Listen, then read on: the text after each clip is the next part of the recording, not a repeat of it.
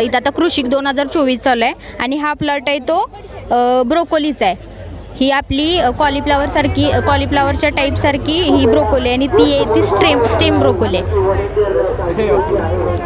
ह्याचा growing period 60 ते 190 दिवसांचा आहे आणि ही आहे ती हा आपला साधा कॉलीफ्लावर आहे, फक्त हा व्हाईट नसून येलो कलरचा आहे। कॅरोटीन पिगमेंट असल्यामुळे येलो कलर आला आणि ह्याच्यात व्हिटॅमिन जास्त असतात आपल्या साध्यापेक्षा।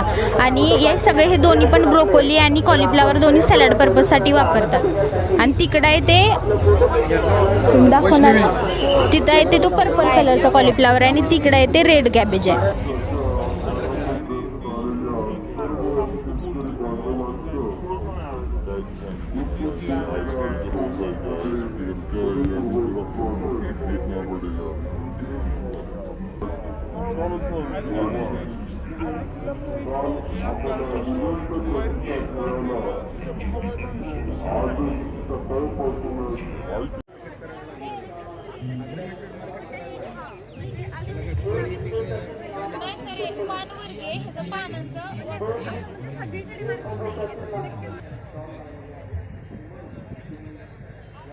मित्रांनो हे जे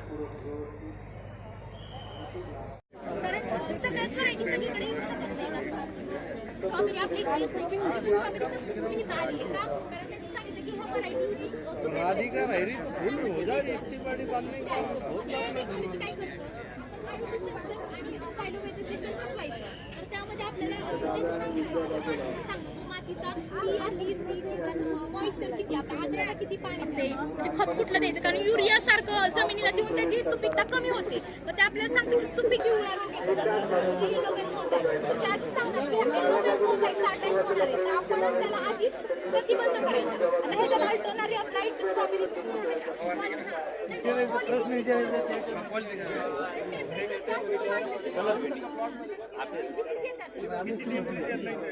आपली भेटते ना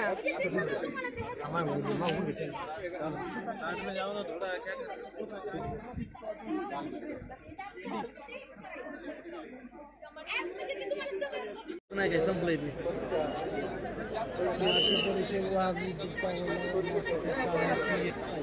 ते लाल वेळी होती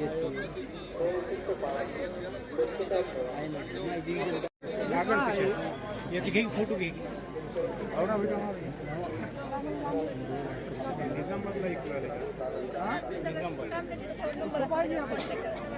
एवढा माल नाव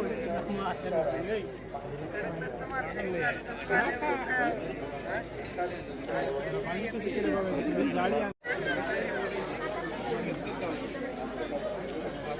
माझ्या मध्ये होत नाही।